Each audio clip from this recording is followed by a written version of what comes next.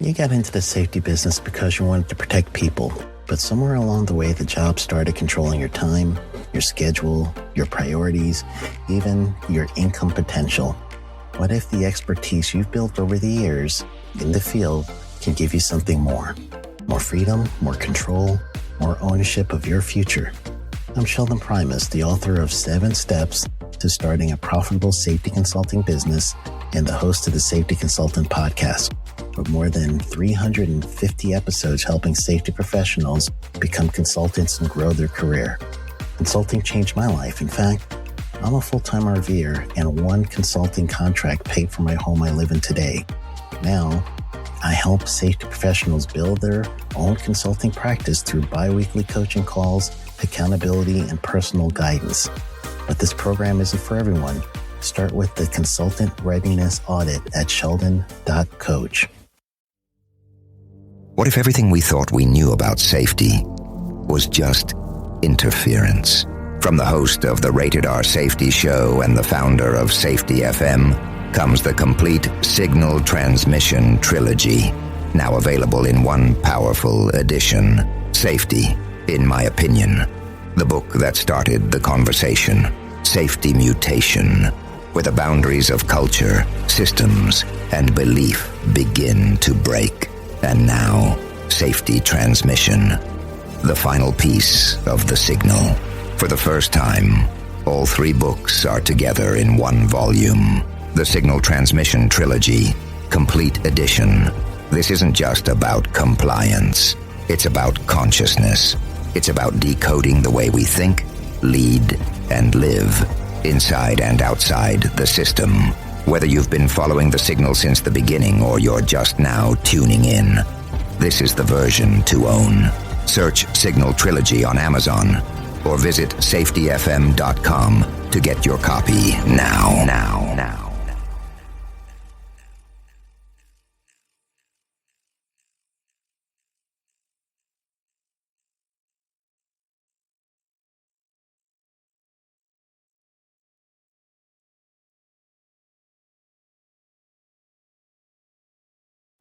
You got into the safety business because you wanted to protect people, but somewhere along the way the job started controlling your time, your schedule, your priorities, even your income potential. What if the expertise you've built over the years in the field can give you something more? More freedom, more control, more ownership of your future. I'm Sheldon Primus, the author of 7 Steps to Starting a Profitable Safety Consulting Business and the host of the Safety Consultant Podcast, with more than 350 episodes helping safety professionals become consultants and grow their career. Consulting changed my life. In fact, I'm a full-time RVer, and one consulting contract paid for my home I live in today. Now, I help safety professionals build their own consulting practice through bi-weekly coaching calls, accountability, and personal guidance. But this program isn't for everyone. Start with the Consultant Readiness Audit at sheldon.coach.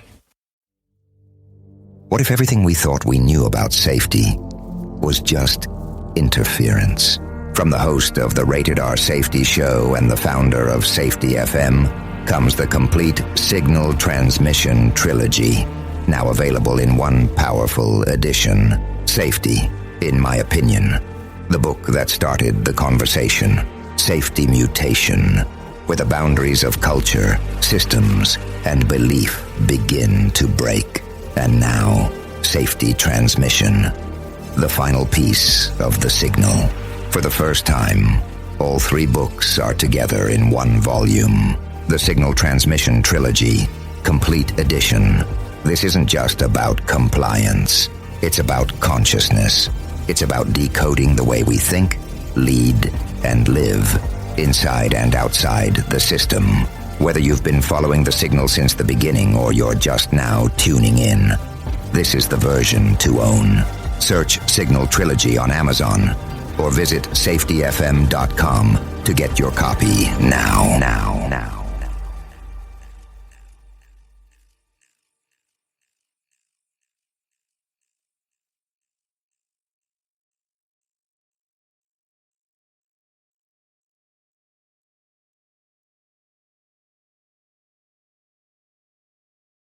SafetyFM.com with Jay Allen. Changing safety cultures, one broadcast and one podcast at a time. Hello and welcome to another episode of Safety FM with Jay Allen, which sometimes can get extremely confusing because we have a podcast network called Safety FM. We have a radio station called Safety FM. And then we have this little show that is Safety FM with Jay Allen. Because if I just called the episode or the show Jay Allen, it would be very confusing on what does that even mean? So anyways, how are you? I hope everything is good and grand inside of your neck of the woods, because it is always important as you and I get to hang out and do the things that we get to do. No doubt about that. Anyways, we are still taking a look back at some of the stuff that we did in the month of February while we were down in Wollongong at the Global Safety Innovation Summit that was going on down there in Australia.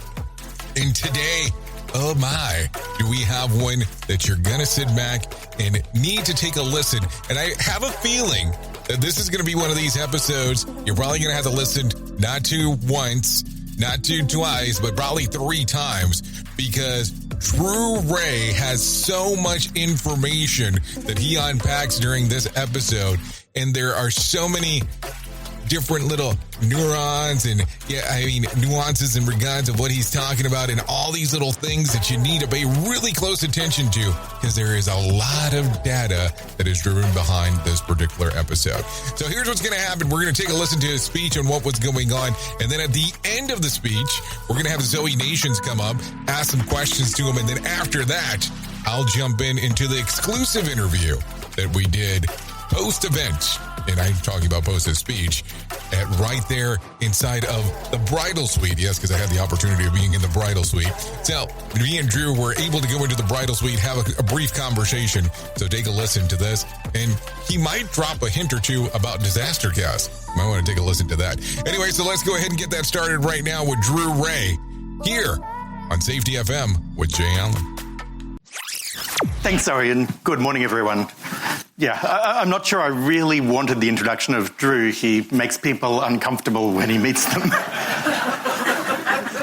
But since we're apparently now going to start each talk with a moment of radical transparency, I'll let you know that pretty much every time I speak in public, regardless of the title on the slides, what I'm really doing is making a pitch to you to be involved in research partnership.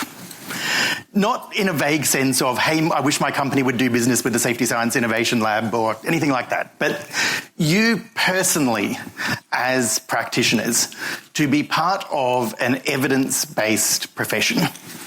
And so at the end of this talk, I'll tell you right now what the takeaway is going to be. I'm going to put up a slide that says takeaway. And I'm going to tell you that innovation is about more than simply being inspired. It's about translating that inspiration into evidence-based improvement within our organisations. Now, along the way, we're going to talk about zero harm. But as a preview to that, I'm going to tell you a story about one of the biggest projects I've ever had the opportunity to manage in my career. This was pretty important. It was going to make or break the research lab. We had multiple researchers whose livelihood was dependent on the success of this project. It was a personal risk for the individuals within our business partner who were sponsoring the project, putting their reputations and positions in their company on the line to try out something that was genuinely radical. And the challenge was that this company had a zero harm policy. As a result of this zero harm policy, everyone, either on their high-vis or on their business shirts, had the word zero harm on their pocket. Now, that's the challenge, it's not the problem. The problem was that I worked with a guy called Sydney Decker. Now, I don't know if you've met Sydney, many of you may have heard him talk yesterday, but every single interaction with the client started with Sydney noticing the zero harm written on their pocket and mocking them. So So I'm trying to manage a large project. I'm trying to manage interpersonal relationships that matter. I'm trying to do safety research which is going to generate the safety clutter work, is going to generate the take 5 work, is going to produce some of the best research I've done in my life. And in my head, I'm screaming throughout these meetings, Sydney, shut the hell up. The words on the pocket don't matter. Zero harm doesn't matter. What matters is the people. What matters is the relationships. What matters what we are doing together. Now, it turns out I was wrong. The words actually did matter. Words carry ideas. Ideas shape strategies. Strategies ultimately bring action and change. This was some of the best research I've done in my life, some of the best people I've worked with in doing innovation. And the company was not able to capitalize on the work that we did. And I think in large part, it was because of the word zero harm on their pocket and the ideas they conveyed and the structures and strategies that come from that and the way it facilitates or impedes action within the organisation.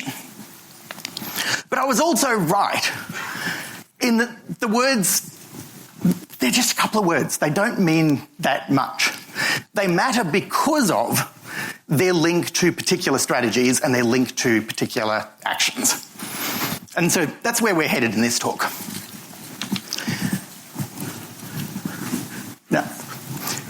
Now, we've got a fairly varied audience here. You've probably twigged by now that the organising committee and all of the presenters at this conference have pretty much drunk the Kool-Aid on a particular view of safety.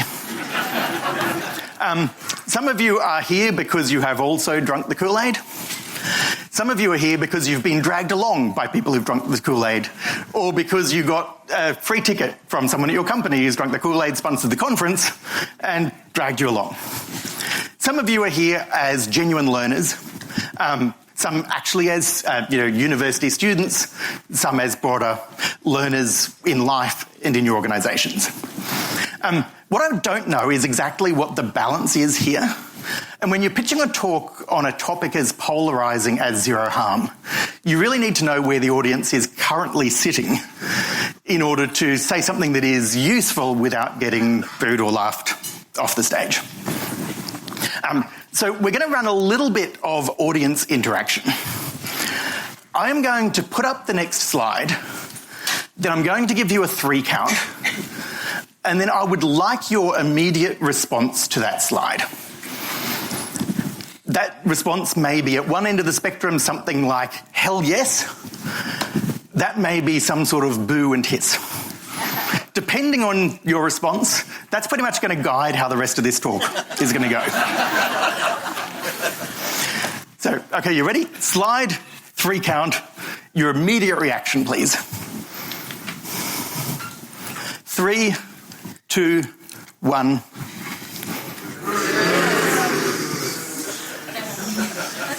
Okay, this is your own fault. You chose the version of the talk you're about to get.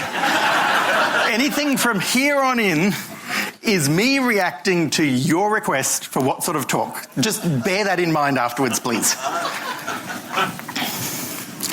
This slide is, in fact, a truth. Zoe challenged us to tell the truth, and as a scholar, as a researcher, someone who is deeply familiar with the literature, someone who knows how to read academic papers, this is the current state of evidence in our field. The preponderance of real research shows a link between companies having a zero harm policy and a positive response in lost time injury rates. What can we do with that information? Number one is we can all just decide, hell, that's what the evidence says. We want to be evidence-based practitioners. Let's all adopt zero harm. Anyone with me? Nope. Okay. Option number 2. The evidence sucks. This is actually important This is actually driving attitudes and thoughts, not just in companies, but in like global safety organizations. If we want to have arguments about this, we really should get better evidence so that we can be armed with more than anecdotes when we say we don't like zero harm. Option number 3, we say forget about the evidence. This isn't really about evidence. Safety is all about binaries, right? It's all about big ideas. We can be on this camp and this camp. Choose your side, choose your practices based on which side you're in, and mock everyone else. Hopefully, it's a little bit clear that I'm following down the middle path. But that loud boo sort of suggested that we may be at odds on this. So have a think about that.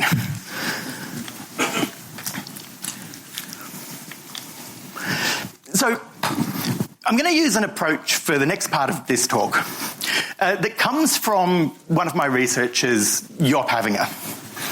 I don't know if you've ever met Job. You have probably encountered his work if you've seen any paper that I've published. Job doesn't just do field research within organisations. He's also got an incredible brain for trying to understand why people do the things that they do at work. And his approach to anything that he is sceptical of, more often his approach to anything that I'm sceptical of when he's reining me in, is to say, look, as a researcher, you can't really come in from the outside and just claim that you know better than people who've had 20 years of experience within an organisation with these practices. If you want to criticise things, you need to understand them from the direction of the people who are proposing those practices. So with something like zero harm, we don't want to just go in, it works, it doesn't work. We want to ask the people who are seriously in favour of zero harm what their best arguments are, what their thinking is, what their rationale is. Now, fortunately, zero harm tends to be adopted as company-wide safety policy, which means it's never just the word zero harm, it's zero harm along with a long document that espouses lots of big broad brush statements about the intent of the policy. So we've got a lot of language that goes along with zero harm explaining exactly what it is. For those of you who haven't been in a company that's got this sort of approach, zero harm is kind of an umbrella term. Sometimes it's zero harm, sometimes it's zero accident vision, sometimes it's some other words followed by a sentence that says ultimately the goal of safety in our company is to reduce the number of major accidents to zero. And when we say zero harm, that's what we mean, is just having that attitude that we are aiming towards zero major accidents or injuries. And there are several different things that people mean when they take this approach. The first one is an aspirational goal. So this is, we know that zero is impossible. That's not the point. It's an aspiration. The second one is it's a symbolic commitment. This is the value we hold that every accident is preventable, that every accident shouldn't happen, and we are committed to not having accidents. And the third one is literally the belief that it's an achievable performance goal. And so you see some policies that say, if we want to get to zero harm, these are the things that we will do that will take us there, that make it very clear that people see it as a concrete, achievable goal. Now, the first thing I want you to notice is that these three things are actually entirely inconsistent. I've seen policy statements that bundle all three into the same statement. We have an aspirational goal to which we make a commitment to actually get there. But taken separately, they're things where we can study the evidence behind. Do these actually work? So the idea of an aspirational goal is something that is commonly associated with innovation within organisations. If you look up things like stretch goals or seemingly impossible goals, you see this body of literature about organisations that are undergoing radical transformation. And the way the approach is supposed to work is you set a goal that seems impossible based on the current way you're doing things. So obviously you can't get to that goal just by trying a little bit harder, by being a little bit more efficient, by being a bit more committed. The only way to reach an impossible goal is to change the paradigm, to change the rules of the game, to genuinely, completely change how we're going about things in order to get to that goal. That's one theory of zero harm, is that it is an impossible goal, but it's an impossible goal that motivates that kind of radical change. And there is evidence that this sometimes works. It works under very particular conditions, though. It works, firstly, in organisations that have had recent success. So, when you set people an impossible goal, there's really two paths they can go. They can say, hey, that's impossible. We're used to management setting as impossible stuff. We're just going to give up. The other one is organisations that are used to success, that are used to achieving their goals, that have got a recent track record of doing the impossible, beating their competitors. In those organisations, setting them big challenges motivates people even further. So there is some logic behind this idea that if you're in an organisation that is already doing safety really well, maybe the next way to get to change is to set some sort of impossible goal. But what would that look like in terms of strategy? You'd be trying to set up an environment where it's personally safe to fail. So we're not talking about like your zero harm, an accident happens and everyone immediately reacts in horror and sets a personal commitment, we're not going to allow this to happen again. We're talking about an organisation where an accident happens, people say, good work, you were trying something different. Let's try something else that's also different. An environment that's really actually encouraging and rewarding risk-taking and being okay with things going wrong.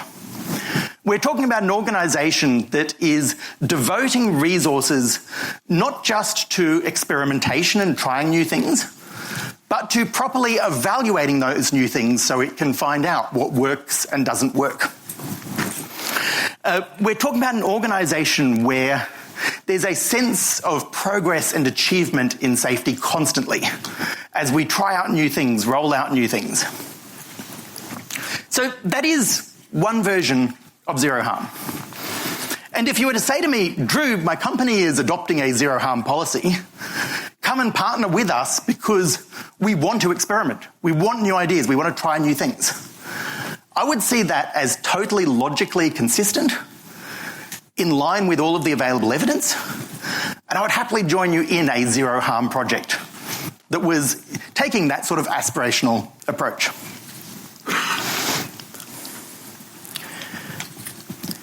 The second vision of zero harm, and this is really totally different, is the idea that zero harm is an ethical commitment. Now, this is kind of interesting because what we're committing to here is not really zero harm as a goal, but zero harm as a value. So we value this sort of underlying philosophy that no accident is acceptable, every accident would ultimately be preventable. But what we're actually committing to is a particular set of actions that we think are consistent with that value. So, a sprinter who tells themselves that they're going to get their time under 10 seconds has an absolute commitment to that ultimate goal of under 10 seconds. But that doesn't mean every day they're practicing running that fast. It means they're using that goal and that commitment to help themselves every day get up at 6 o'clock in the morning, to help themselves every day go to the weight room and go through those particular actions that they know are eventually going to take them towards that value. And there's a lot of evidence behind this approach as well. There's a huge amount of research in goal commitment strategies and philosophies, how well they work in business, how well they work in sport. But like with the aspirational goal, there's a particular set of conditions under which this sort of philosophy and associated strategy work. So the first thing you need to actually know what actions to take, which means you've already got to have a strong evidence base for exactly what we need to do to make the organisation safer. If you don't have that evidence base, if you don't have those clear actions, then there's no point in having the commitment. The second thing that you need widespread belief throughout your organisation that those are the right set of actions. And they need to be the right set of actions at every level. It can't be we expect our workers to commit to wearing PPE and our managers just commit to we're going to make the workers wear PPE. It's got to be, clear evidence-based actions and commitments that everyone is making that involve personal sacrifice and prioritisation for each person. It's got to be consistent that you can see everyone else around you publicly expressing the same actions, but also publicly taking their own specific actions that they are going to take towards that goal. The quickest way to give up on a joint pact that you're going to exercise is if your exercise partner is sleeping in. You're not going to yourself get up and continue to meet that goal. And again, there has to be some sort of feedback on progress.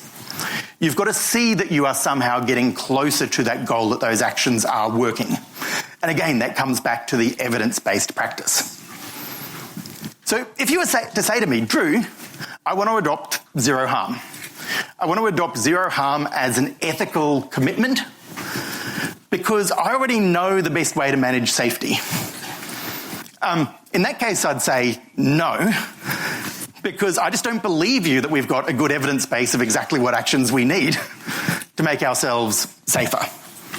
But if you're in an organisation where you genuinely believe you know the next steps, you've got a 5-year plan of safety improvement, you don't need more research because you already know what the problems are, you already know what the solutions are, you just haven't done them yet, then zero harm would be perfectly consistent with that strategy. It would be the exact label to put onto a strategy of unified commitment towards publicly expressed values and individual actions. Now, hopefully I've been fairly reasonable so far. So you'll trust me when I say that zero harm as a concrete performance goal is absolute nonsense. It makes no sense. And it makes no sense even on its own terms, because even if you're the sort of person who believes in things like KPIs, the logic of any KPI is that everything we do in an organisation has variability. And safety is not some sort of special child where we can say, we'll set KPIs for everything else, but not for safety. Everything, even sales, has some things we can control, some things that we can't control. Safety is just the same as that.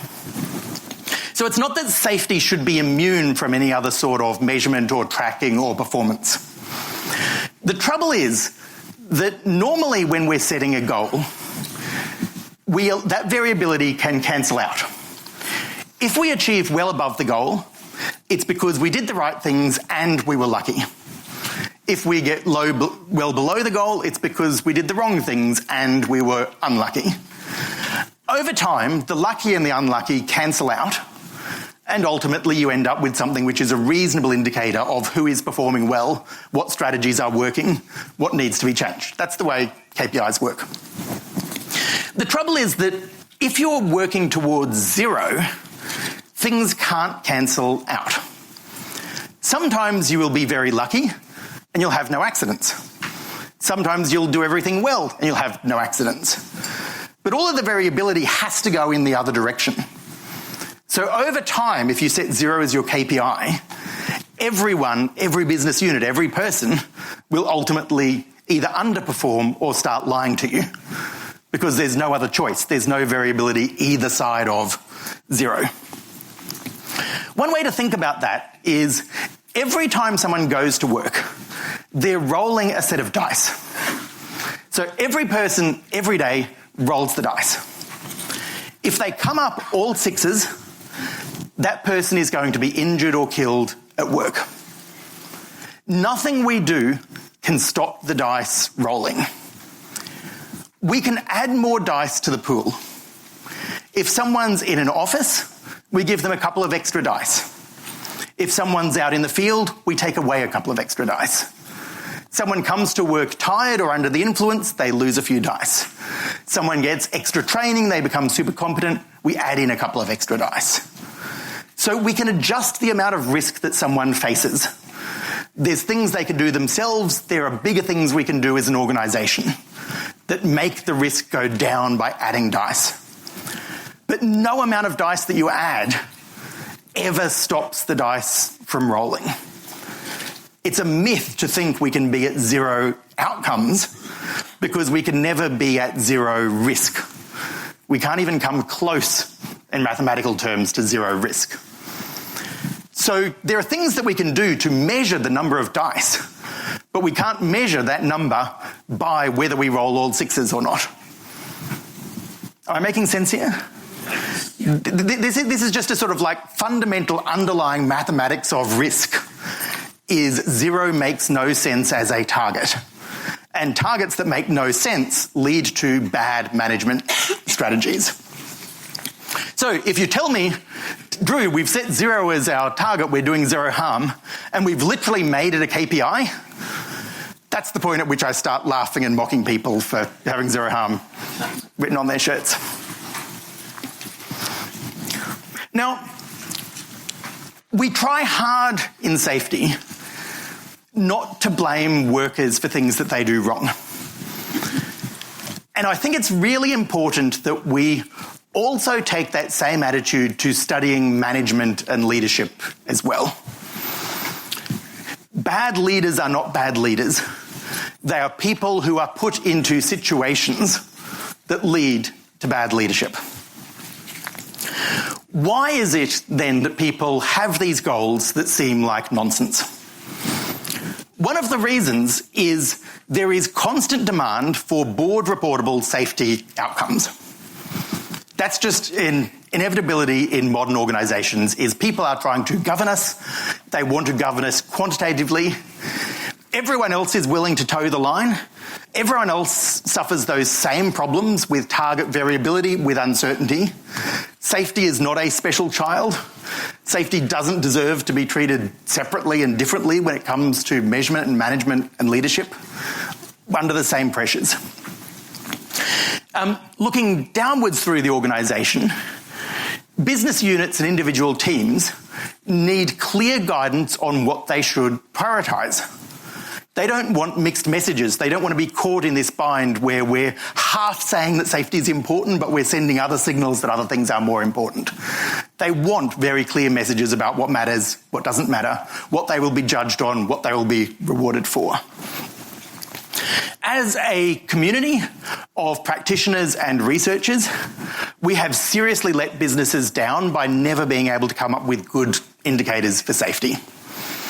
All existing leading indicators for safety are not performance indicators in any sense of what makes good a good KPI. And none of the things we call leading indicators are actually leading indicators. And we're in a situation, the one thing that does make safety special is that setting a non-zero target looks and feels actively immoral, and may in fact be treated as actively immoral by people outside the organisation, particularly in the event that an accident happens. So under those situations, lacking good evidence otherwise, I am highly sympathetic to anyone who has a zero harm policy, because under those sort of pressures, it kind of seems really hard or impossible to have anything else. So, yeah, mathematically, mock them for the words on the pocket. Maybe psychologically and socially, cut them a break. Okay, but this wouldn't be fair if I just talked about the arguments for zero harm and the rationale for zero harm. There are people who hate zero harm. There are people who are trying to get rid of zero harm from their own organisations or have got rid of zero harm. What do they say about their key reasons for why it happens? And what's the evidence behind those reasons? I promise you that this is not just a public speaking thing. These things genuinely do show up in threes. So 3 reasons why people don't like zero harm. One of them is the claim that zero harm causes excessive focus on minor injuries at the expense of major injuries. Secondly is the idea that zero harm policies suppress reporting. And thirdly is the idea that setting impossible targets sets people up for failure and cynicism. So what's the actual evidence behind each of these claims? What's the evidence that zero harm causes excess focus on minor incidents? None. Common claim, we've actually got no evidence that this is in fact the case. What we do have evidence for is that measuring injuries as an outcome, in particular classifying things as reportable or non-reportable or lost time or not lost time, we know that sort of binary measurement behaviour definitely does skew which injuries we focus on. We've got good evidence of that. Now, I've never seen a zero harm policy that isn't also paired with the injury measurement, so they're definitely associated, but it's the injury measurement, not the zero harm, that's actually causing, as far as we know, the focus on minor incidents. Second thing is, does zero harm suppress reporting? Again, zero evidence. Don't make that claim because you can't back it up. Someone challenges you, asks you for the evidence, asks you for the papers, best you'll be able to produce is anecdotes. What we do know for absolute sure is that tying zero to any sort of bonuses, tying them to KPIs and implicit rewards through promotions and performance evaluations, we know that suppresses reporting. And so again, I've never seen a zero harm program that wasn't also actually giving some sort of incentive or reward linked to zero harm. But again, it's the incentive, it's the celebrating getting to zero as if you've somehow reached the target. That's what causes the suppressing, not the actual simply having the words or policy, zero harm. So how about the does zero harm create cynicism? This is kind of hard because we've kind of interfered with the experiment. We've got all of these people saying that zero harm is nonsense. So even if zero harm didn't cause cynicism, it kind of does now. And it's kind of our fault. So yeah, don't have research evidence on that one, but it's pretty clear that zero harm is controversial enough that simply the controversy alone is now a bit of a problem. So where does this leave us? I promised you at the start that there were multiple versions of this and multiple stories, but they all come eventually to the same spot, which is I actually think that there are at least 3 different strategies your organisation could adopt, which are philosophically consistent and consistent with the evidence. The first strategy is you could adopt zero harm or support zero harm or keep zero harm and make it very clear that this is a stretch goal, that this is seemingly impossible, it is intentionally so, and it is part of a program of innovation and disruption. If you were making that claim, then the last thing that you could be doing would be reacting angrily to incidents and injuries. You would instead be deliberately funneling resource into innovation and experimentation. You would be creating psychological conditions not based around commitment, but around celebration of taking risk and trying to create disruptive, radical change. That would be philosophically consistent. That would be consistent with the evidence about how those sort of umbrella, seemingly impossible goals work. The second approach you could take is you don't claim that zero is aspirational. You claim that it is values-based, that it is a commitment philosophy paired with a specific program of action. So the title is zero, but what you want people to focus on are the bullet points underneath. The specific actions that your organisation is taking and the specific actions that you want individuals within that organisation to take. And the zero harm is just the label you give to that suite of actions that people are committing to. Again, evidence-based, that sort of high-level values commitment paired with specific goal commitments does work for improvement. Totally philosophically consistent. The third approach you could take is you get rid of zero harm, or you fight against zero harm, or you don't adopt zero harm and you mock other people who have zero harm. But in order to remain philosophically consistent, you'd need to do the same thing you'd do in those other programs, which is work out what are the actual values you're expressing by not having zero harm. You would be committing to being open and transparent about non-zero risk in your organisation. You could not say we have a zero tolerance for accidents. You could not react to accidents as if you had a zero tolerance. You could not measure injuries as an outcome because you're philosophically opposed to this idea of the harms that go with it. You could not set safety KPIs or implicitly reward performance based on the absence of injuries. You couldn't put on your resume, here is the safety program that I made, and for 3 years we had a decreasing lost time injuries, or we had no injuries for 3 years. You would need to take actions consistent with rejecting zero as a philosophy and as a goal. So that's kind of the point I'm leaving this for the sort of inside message of this talk. Is it doesn't actually matter whether you have zero harm or not. What matters is that you have a clear strategy for change and improvement within your organisation, paired with high-level messaging, which is consistent with that strategy.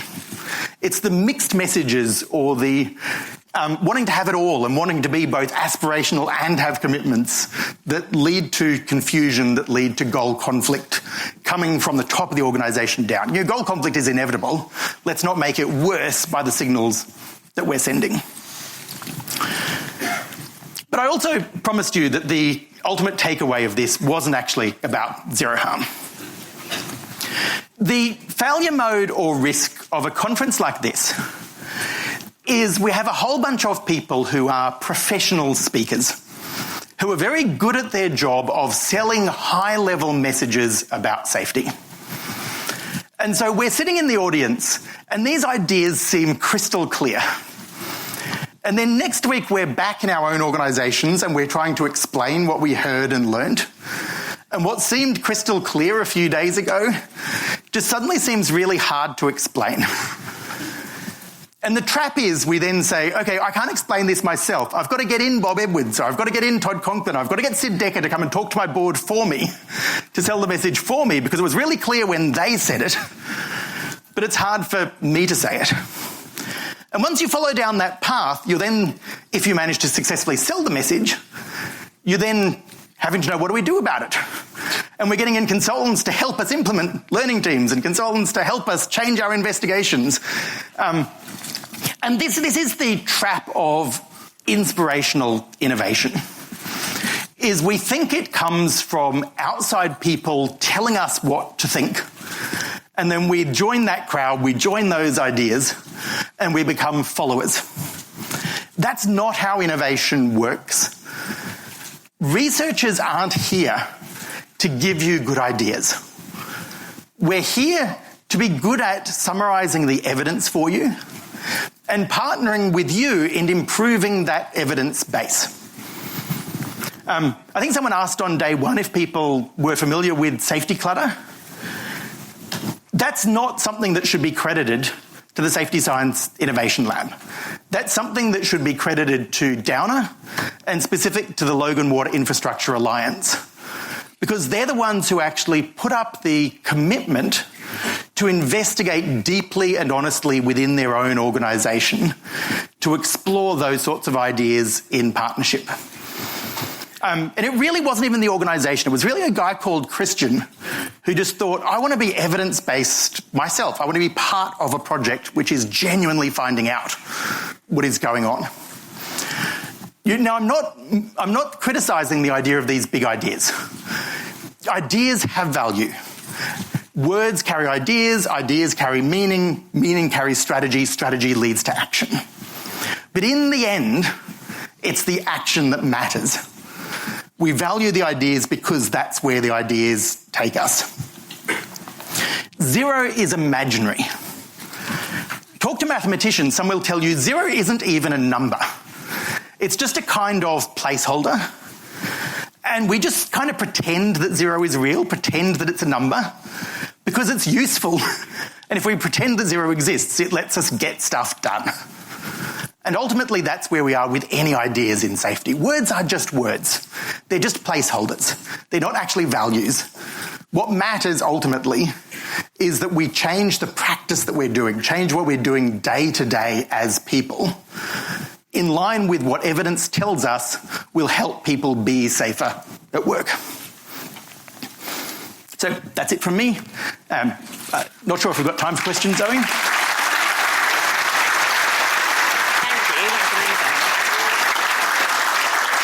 Thank you so much, Drew. I think you definitely stuck to the brief and told us some truths. Did you guys feel a little bit uncomfortable, but not too uncomfortable, which is good. the good uncomfortable. So I think we needed you to do that. And so that I really encourage you to look at the research and the work that Drew's doing. And did you hear him offer that he'll partner with you if you're doing something worthy? Try not to be too subtle with that one. So we do have time for a couple of questions that have come in. Here you go. So why is the goal of reducing SIFs, so serious incident and fatalities, inconsistent with rejecting zero harm? Is the problem zero or the measurement itself? Sorry, there are a number of different knots in that question, so let me just try to unpack. We know that when we start to measure injuries, this requires us to classify things to be injuries or not injuries, or reportable or not reportable. And that decision happens at many places in the organisation. It happens with the person who's actually been hurt. It happens with the supervisor who decides what action. It happens with the safety team who gets the report in and decides whether this is recordable, non-recordable, reportable, not reportable. That's where the harm is happening, is in that binary process of counting things instead of trying to understand things. So, it doesn't really matter whether you got zero or not. What matters is, are you thinking in these sort of binary counting terms is what's leading to the harms. Yep. Thanks, Drew. That was not an easy question. So what about, is there any evidence that organisations can distinguish in practical terms between an actual target and a commitment? I have no idea. If anyone listens to David and I on the podcast, a lot of what we do is we get sort of like questions like that in, and we look at each other and think, we've got no idea, let's go have a look and get back to you in a couple of weeks with an answer, and if the answer's interesting, we'll get back to you in a couple of months with an episode. So that's all the answer I'm going to give you to that one now. Good answer. Okay, and the last one, is there a real difference between zero harm, target zero, and vision zero? I have no logical reason to think there would be a difference between those things. And there's certainly no evidence of a distinction between those things. In the academic literature, it mostly gets called zero accident vision, just I think because it creates a good search term that no one else is using. The reason for using different language like vision zero, mission zero and so forth is just to make your own safety brand searchable on Google. I'm not kidding. That's actually it's a branding exercise. Okay, and one from me, just a really quick one to entertain me. What do you think about beyond zero? Cross-reference back to my previous answer, which is clever branding because it's probably more searchable than zero harm. Okay, so we're not sure it's achievable. If zero beyond isn't logical, zero, beyond zero just drives my head in as an engineer. Okay, I just wanted to thank you so much, Dave. Thank you. Thanks, amazing.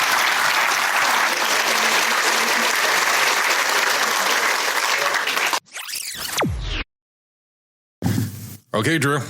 Directly off the stage, we ran you right in here. Hi, Jay. How do you think it went? You read the room. I could tell you're reading the room the whole time. So how do you think it went? I honestly have no idea. I mean, you brought up terms inside of there that people use inside of their organizations day in and day out. And they use it like normal terms. And all of a sudden, you're talking about zero harm. And the room's looking at you. These are verbiage that some organizations use. And all of a sudden, you're giving them empirical evidence on what they're doing good, what they're not doing good. And this term that they're using truly has no evidence. How do you think it went? So what I honestly don't know is which organisations feel that they have zero harm and which don't. A lot of organisations are a little bit covert. I think my favourite is Lang O'Rourke, who had Mission Zero and then got really into the Safety Differently movement. And so then they had MZ next year on their pockets. So everyone knew that it covertly stood for zero. And so, yeah, the message I was trying to get across is that it's not really about that top level. It's about the underlying thinking. And the two are paired. Often having zero harm, Mission Zero comes with particular attitudes. But also often people celebrate that they've got rid of zero harm, but they've still kept a lot of the attitudes and metrics and responses to accidents. So when you look at this and you look at, let's say, for instance, larger scale companies, and we'll even say organizations, and I'm sure you've seen some of them that come out of the U.S. that have fully committed behind the zero harm thing, and they come to you and say, hey, these are problems that we're running into. What's your thought process there? So I guess my immediate thought is wanting to understand what they think they mean when they say they've fully committed to zero. And often just that next question totally shapes the conversation. Because some people will say outright, oh, we know it's aspirational. It's visionary. It's not intended to be a real goal. And that's another conversation. It's okay, if you're looking for something aspirational, are you taking actions that are consistent with innovating and disrupting towards something that's aspirational? And some people, when they say they're committed, they just mean, oh, I'm committed as if it's like a value. I haven't really thought about what zero means. It's just it didn't seem morally possible to say anything else. Yeah, because you can't imagine a lot of people turning around and saying, oh, yeah, our goal is 1 or 2, because then you start determining who that person is before you move forward. Exactly. So the real question is, okay, you're committed to zero as a value, but what are you doing? What goes with that action in terms of what are your actual plans? What are your actual processes? What are your actual actions and changes that you're making? So when you start doing this research and you're looking at it from a lab perspective, and not to be mean here, but you essentially have to dumb it down to give it to people to inform them of, hey, you might be taking the incorrect approach. How do you feel about doing this? And we're among friends. Nobody's listening. It's just you and I here. Jay, I'm deeply uncomfortable with dumbing things down and trying to simplify them. I feel guilty just when I give a 30-minute talk on stage because I know that every sentence I'm saying unpacks to something that is more complicated and more nuanced. You make statements like, there's no evidence. I don't mean there's no evidence. I mean, I've read a few papers and I wasn't impressed with the research quality, and I've summarised it as there's no evidence. I say there's good evidence. I don't mean there's like a direct one-to-one connection between this and that. I mean, you piece together the pattern of literature, the pattern of different things people have studied, what's comparable, what's translatable. So, yeah, and that's the trouble with things like even just having a conversation about zero harm is inevitably we're dumbing it down to binaries. Does it work? Does it not work? Is there evidence? Is there not evidence? And you start taking a look at it. I mean, you look at this information day in and day out, and you're doing it from a researcher point of view. You're not looking at it from, hey, let's go do some new marketing campaign like some organizations are trying to do. And you kind of hit on that in some high level towards the end there when you started bringing in the questions. So let's kind of deviate a little bit. You get to go speak in different places. We're here right now, and the gong, as like people like to say around here. When you look at this and you're seeing that there's 603 people inside of this room at this summit for the first time in regards to them putting this on, what's your general feeling? Do you think that the world's changing around us? No. Okay. I'm seeing part of a pattern that's played out in safety many times before. This is not the first critical movement that's been uncomfortable with safety practice and wanted to lead change.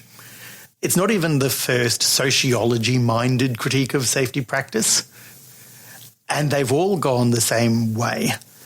And part of what I'm trying to do is not put the brakes on it because I think it's an inevitable pattern, but trying to hijack or steer the understandable frustration and desire for change, but to try to steer that towards more evidence-based thinking, because I think that's what ultimately breaks the cycle of safety wars. So let's look at that real quick then, because you come from academia. And it's not a bad thing. It's not a good thing. It's depending on how you want to look at it. So somebody who's, let's say, entry level, they're coming into this for the first time. They're hearing this information. You're looking at it from a different perspective. Where would you tell them to start? How would you go about going through this pattern and saying, okay, this is should be your starting point and then moving forward, especially this is the first time them ever hearing this? I would tell them to start with the smaller questions rather than the big questions. So not safety differently, safety 1 versus safety 2, not are people the problem or people the solution. Start with what am I doing today? Why am I doing it? What's the underlying theory and evidence behind what I'm doing? And what can I learn about what we already know and turn that into both better practice and more evidence-based practice? And if it's simple as I'm going onto site to have a conversation, okay, there's a body of research about going onto sites and having conversations. Well, and keep in mind that most people don't do general research. It's just, let's use the bad thing. It's going through the feeling. It's going through that moment in time of this is how I feel. Oh my God, I had an emotional response to something that I heard. So it's not going to be research that you would normally do. So when you look at that and you hear something like that, is there maybe a different path? Is there a book for them to start off with? Maybe you start off with this. Maybe you start off with that. Maybe even a paper that you've written or maybe even a paper that you've seen. Would that be somewhere you would tell them to start? And I'm not trying to lead you. Please understand that. I'm just trying to see, because sometimes it has to be simplified, and there has to be a good starting point because not everybody's going to be able to start where you're at. Let me dodge your question and then come back. Okay. Most people don't tell me that they're dodging their question. They just try to give me a different answer. So if you said that to me and I was a doctor, mm-hmm. I would look at But you are a doctor. Hold on. A medical doctor. Okay. I would look at you in horror. Right. This idea that just because I'm starting off means that I can just go with the feelings and the vibe. Right. Doctors hold people's lives in their hands as much as safety professionals do. And the idea that you would just go out and do something based on the vibe. Right. Now, what that means is if someone is going into a safety practitioner role and we have put them into that situation, we have badly let them down in their education, that they have come out of training or out of maybe even university studies in safety, and we haven't taught them how to start working with evidence to guide their practice, then we've failed them as teachers. But let's not joke around. At some level, there are still organizations out there that put people in safety as a form of punishment or, you've been here for a while, so maybe you should just be a good filler because you can understand it better than others. Oh, in that case, the answer is simple. Resign. If you are in a safety role and you haven't been equipped and set up for that role, you are going to do harm. You are going to hurt people. And the best thing you can do for yourself and anyone else is to get out of that situation. I really do. I love your honest approach to this. I really do. Because most people won't be that direct. So I love how you're coming and you're approaching it. So if people want to find out more about what you're doing, where can they find you? Okay, so the easiest way to find me is to follow me on LinkedIn. I don't actually post a lot on LinkedIn, but if you find me and I'll respond to direct messages, I'll send you copies of papers. I'll answer that question for you. What should I start reading? I'm always happy to give someone, try this, see how you react, and we can go from there. And then you want to tell them about your current podcast? My current you like how I worded that, my right? Current podcast is Safety of Work with Dave Proven. The easiest way to find it, because safety and work are fairly common terms, is actually to search for David Proven on your favourite podcast app and you'll find it. My past and future podcast, apparently, is Disastercast. Watch this space. Right. No, Disastercast is still one of the best podcasts out there, period. I mean, and I'm not saying that because you're sitting here with me. I really want you to know that's how I feel about it. And I went with the feeling comment just on purpose there. Drew Ray, thank you for coming by. Thanks, Jay. The views and opinions expressed on this podcast are those of the host and its guest and do not necessarily reflect the official policy or position of the company. Examples of analysis discussed within this podcast are only examples. They should not be utilized in the real world as the only solution available, as they are based only on very limited and dated open source information. Assumptions made within this analysis are not reflective of the position of the company. No part of this podcast may be reproduced, stored in a retrieval system, or transmitted in any form or by any means, mechanical, electronic, recording, or otherwise, without prior written permission of the creator of the podcast, Jay Allen. You got into the safety business because you wanted to protect people, but somewhere along the way, the job started controlling your time, your schedule, your priorities, even your income potential. What if the expertise you've built over the years in the field can give you something more? More freedom, more control, more ownership of your future.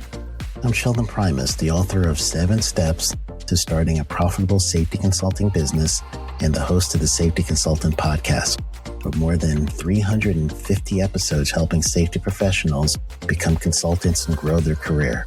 Consulting changed my life. In fact, I'm a full-time RVer, and one consulting contract paid for my home I live in today. Now, I help safety professionals build their own consulting practice through bi-weekly coaching calls, accountability, and personal guidance. But this program isn't for everyone. Start with the Consultant Readiness Audit at sheldon.coach. What if everything we thought we knew about safety was just interference? From the host of the Rated R Safety Show and the founder of Safety FM comes the complete Signal Transmission Trilogy, now available in one powerful edition. Safety, in my opinion, the book that started the conversation. Safety Mutation, where the boundaries of culture, systems, and belief begin to break. And now, Safety Transmission, the final piece of the signal. For the first time, all 3 books are together in one volume. The Signal Transmission Trilogy, Complete Edition. This isn't just about compliance. It's about consciousness. It's about decoding the way we think, lead, and live, inside and outside the system. Whether you've been following the signal since the beginning or you're just now tuning in, this is the version to own. Search Signal Trilogy on Amazon or visit safetyfm.com to get your copy now.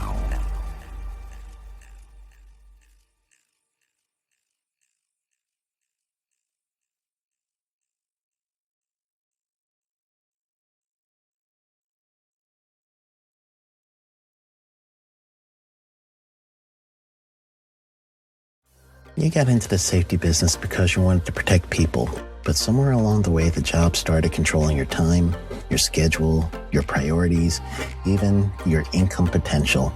What if the expertise you've built over the years in the field can give you something more? More freedom, more control, more ownership of your future. I'm Sheldon Primus, the author of 7 Steps to Starting a Profitable Safety Consulting Business and the host of the Safety Consultant Podcast, with more than 350 episodes helping safety professionals become consultants and grow their career. Consulting changed my life. In fact, I'm a full-time RVer, and one consulting contract paid for my home I live in today. Now, I help safety professionals build their own consulting practice through bi-weekly coaching calls, accountability, and personal guidance. But this program isn't for everyone. Start with the Consultant Readiness Audit at sheldon.coach. What if everything we thought we knew about safety was just interference?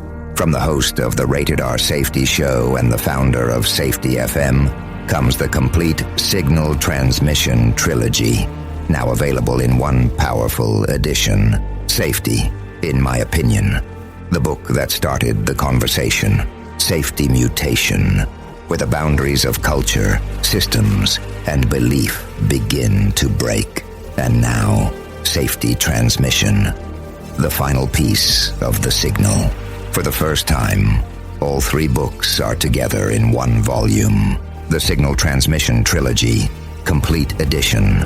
This isn't just about compliance. It's about consciousness. It's about decoding the way we think, lead, and live, inside and outside the system. Whether you've been following the signal since the beginning or you're just now tuning in, this is the version to own. Search Signal Trilogy on Amazon or visit safetyfm.com to get your copy now.